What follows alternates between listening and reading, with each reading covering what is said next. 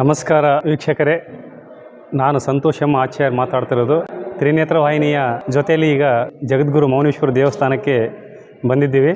ಜಗದ್ಗುರು ಮೌನೇಶ್ವರರ ಜಾತ್ರೆ ಪ್ರತಿ ವರ್ಷ ದಶಮಿಯಿಂದ ಪೌರ್ಣಿಮೆವರೆಗೆ ಜಾತ್ರೆ ನಡೀತಾ ಇದೆ. ಈ 2024ರಂದು ನಡೆಯುವ ಜಾತ್ರೆ ಈ ರೀತಿಯಾಗಿದೆ. ನೀವು ಇಲ್ಲಿ ನೋಡ್ಬೋದು. ಶ್ರೀ ಜಗದ್ಗುರು ಮೌನೇಶ್ವರ ದೇವಸ್ಥಾನ ಜಾತ್ರಾ ಮಹೋತ್ಸವ ವೇಳಾಪಟ್ಟಿ ಈ ಥರ ಇದೆ. 19ನೇ ತಾರೀಕು ಫೆಬ್ರವರಿ 2024ರಂದು ದಶಮಿಯ ಆಚರಣೆ ಸುರಪುರದಿಂದ ಪಲ್ಲಕ್ಕಿ ಬರ್ತಾಯಿದೆ. ಅದಾನಂತರ ದಿನಾಂಕ 20/2/2024 ಮಂಗಳವಾರ ಏಕಾದಶಿ ಆಚರಣೆ ನಡೀತಾ ಇದೆ. ಸಂಜೆ ಮಹಾಪ್ರಸಾದ ಇರ್ತದೆ. ಮುಂದೆ ದಿನಾಂಕ 21/2/2024ರಂದು ದ್ವಾದಶಿ ಪಲ್ಲಕ್ಕಿ ಪ್ರಥಮ ಸೇವಾ ನಡೀತಾ ಇದೆ.